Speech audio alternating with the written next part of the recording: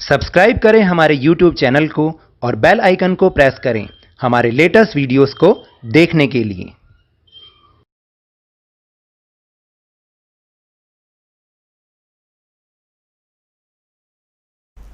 Hello and welcome to Lavneesh Sir की class. This is Directorate of Education, GNCT of Delhi's worksheet number 12, and it is only for class 8 students. It has taken from the subject mathematics, and we will learn and understand the topic equation reducible to the linear form. तो आप तो जानते हैं कि last worksheet में हमने linear form की equation को सॉल्व करना सीखा था। अभी आज की इस वर्कशीट में हम एक और मेथड सीखेंगे कि जब जो इक्वेशन हमारे पास लीनियर फॉर्म में नहीं होती, तो first we convert it into linear form, then we solve. लेकिन ये सब कैसे करते हैं वो हम इस वर्कशीट में सीखेंगे। सो now let's start and understand with me. Dear students, we have learnt about solving the linear equation in the previous worksheet, but there are equations which are not in linear form. So in this worksheet we will understand how to convert these equations into linear form. तो मैंने आपको यही समझाया है कि इस worksheet में हम यही सीखेंगे कि हम पहले उनको लीनियर फॉर्म में कैसे कन्वर्ट करें और फिर कैसे सॉल्व करें। So do you find the difference between equations in linear form? क्या आपने इसमें आप जानना चाहते हैं कि जो लीनियर फॉर्म वाली इक्वेशन होती हैं और जो नॉन लीनियर फॉर्म वाली इक्वेशन होती हैं वो कैसी होती है, उनमें क्या डिफरेंस होता है? तो let us observe the equations in the given table. Equations which are in linear form and equations which are not in linear form. तो जो लीनियर फॉर्म वाली होती हैं तो लास्ट वर्कशीट में हमने ऐसी समझी थी, जैसे 9x + 6 is equal to 7x + 8। Simple, इनमें हमें x को एक तरफ करना होता है और विदाउट x वाले नंबर्स को एक साइड पे करना होता है। और इसी तरीके से 2x + 3 bracket 3x + 5 is equal to 6s + 9। लेकिन जो लीनियर फॉर्म में नहीं होती ना, वो इस टाइप की होती हैं, जैसे x + 7 upon x + 2 is equal to 3/4, या फिर 3x + 8 upon 7x + 2 is equal to 7/8। तो इसको पहले हमें लीनियर फॉर्म में चेंज करना पड़ता है और फिर हमें इसे सॉल्व करना पड़ता है। So let's start and find how they convert in the linear form. Let's take the example number 1। Question 1, solve the equation x + 7 upon x + 2 is equal to 3/4। कैसे करना है इसको? सबसे पहले हमें इक्वेशन को सिंपल फर्स्ट स्टेप में उसको एज इट इज़ लिखना होता है। आप स्टेप बाय स्टेप याद करिए और सीखिए। सेकेंड स्टेप में हमें इसको आपस में क्रॉस मल्टीप्लिकेशन, जो कि सबसे इम्पॉर्टेंट है, इसे हमें क्रॉस मल्टीप्लाई करना है। क्रॉस का मतलब 4 को इससे और 3 को इससे मल्टीप्लाई। तो मल्टीप्लाई जब हम करते हैं तो 4 को हम x से भी मल्टीप्लाई करते हैं और 7 से भी मल्टीप्लाई करते हैं। इसी तरह से 3 को हम x से भी मल्टीप्लाई करेंगे और 2 से भी मल्टीप्लाई करेंगे। अब 4 को x से किया 4x और 4 को 7 से मल्टीप्लाई किया 28, और सामने राइट हैंड साइड पे क्या हो जाएगा? 3 को x से किया 3x और 3 को 2 से मल्टीप्लाई किया 6, 3x + 6। अब बन गई लीनियर फॉर्म की इक्वेशन। अब हमें x वाले नंबर्स को एक साइड पर और विदाउट x एक साइड पर।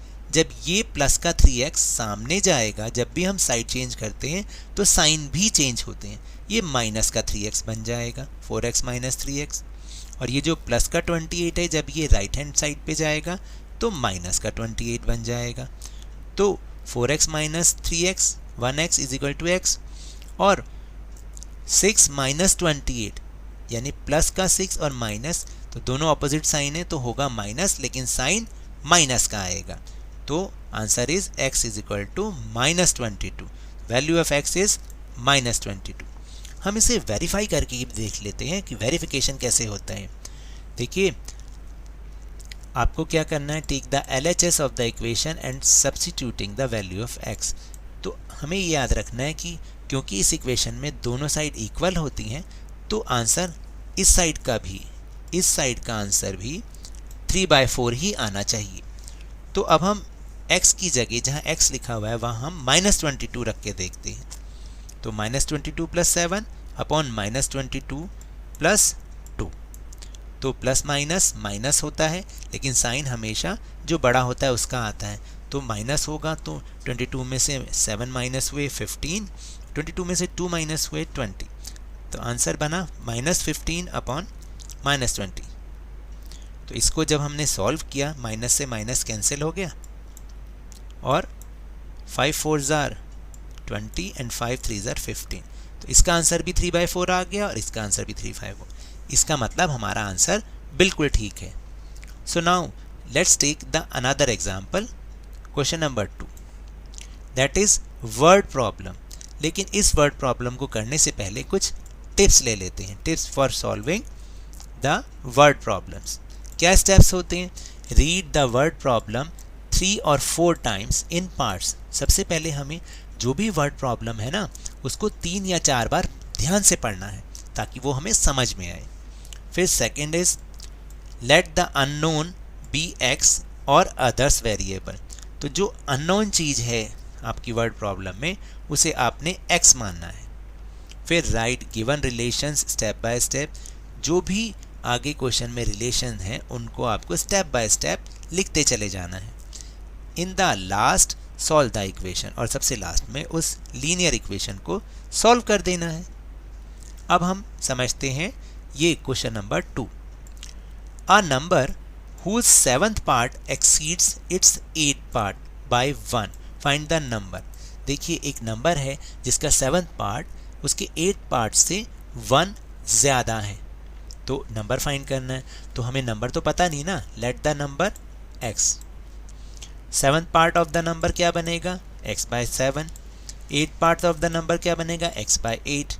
तो मैंने बताया जब x/7 पार्ट में से 8 पार्ट को माइनस कर दो तो आंसर 1 आता है। तो 7 part minus 8 part is equal to 1। 7 part था x/7 और 8 पार्ट था x/8, तो इसको माइनस किया, आंसर 1 होना चाहिए। बन गई इक्वेशन। अब आपको क्या करना है, यहाँ पर एलसीएम लेना है 7 और 8 का, विच इज़ 56। तो 7 8s are 56, इसलिए 8 के साथ x को मल्टीप्लाई किया और 8 7s are 56, तो यहाँ पे 7 को मल्टीप्लाई किया। 8x minus 7x by 56 is equal to 1। तो ऊपर रह गया 1x यानी x by 56 is equal to 1। अब हमें क्रॉस मल्टीप्लाई करना है जैसा आपको सिखाया था 1/1 से, तो answer is x is equal to 56। Now we'll do some exercises questions, some practice questions. So take out your math notebook. Now the question number 1 is solve the following. 2x plus 3 by 4x minus 5 is equal to 3/7. Second step में cross multiply, 7 को इससे and 3 को इससे। 7 को multiply किया गया 2x plus 3 से, 3 को मल्टीप्लाई किया गया 4x माइनस 5 से। तो 7 को 2x से भी करना है 14x और 3 से भी करना है 21। 3 को 4 से x से भी करना है 12x, 3 को 5 से भी करना है 15। तो 14x plus 21 is equal to 12x minus 15। Linear equation बन गई। अब क्या करना है, x एक साइड, विदाउट x एक साइड। तो जब ये प्लस का 12x लेफ्ट हैंड साइड पे जाएगा तो ये 12x माइनस का 12x बन जाएगा, और ये प्लस का 21 जब राइट साइड जाएगा तो माइनस का 21 बन जाएगा, क्योंकि जब भी साइड चेंज करते हैं तो साइन भी चेंज हो जाते हैं। तो इधर बचेगा 2x और इधर हो जाएगा माइनस 36, क्योंकि माइनस माइनस हमेशा प्लस होता है लेकिन साइन माइनस का ही आता है। तो x की वैल्यू आ जाएगी 36/2, that is minus 18।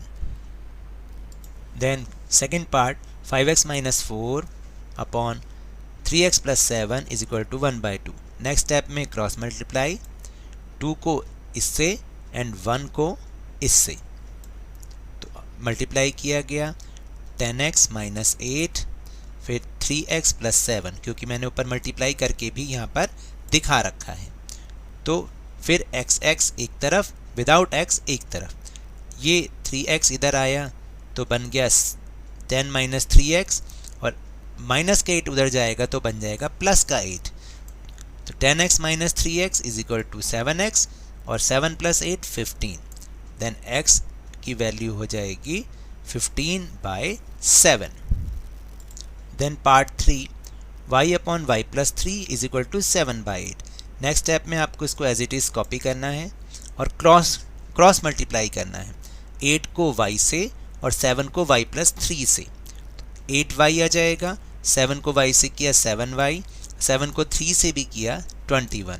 8y is equal to 7y plus 21।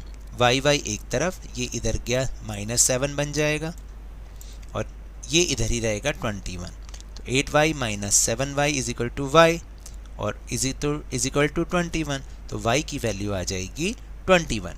Now the fourth part is z plus 4 upon z is equal to 5। तो क्रॉस मल्टीप्लाई z प्लस 4 और सामने 5z, तो z plus 4 is equal to 5z। अब हमें z को इधर लेके जाना है राइट साइड पे, तो वो माइनस का बन जाएगा, और इधर 4 रहेगा। तो 5z minus z is equal to 4z is equal to 4। Then z की value 4/4 is equal to 1। Now the question number 2 is, if 2/3 of a number is 30 less than the original number, then find the number। यानी एक number है और उसका 2/3 जो है वो उससे 30 लेस है, तो अब हमें इक्वेशन बनानी है। तो let suppose the number x and 2/3 of the number is 2/3x। अगर हम इन दोनों को माइनस करें, क्योंकि हमने ये देखा ऊपर लिखा हुआ है कि वो उससे 30 लेस है, तो x minus 2/3x is equal to 30। ये इक्वेशन बन गई। आपको क्या करना है, एलसीएम लेना है।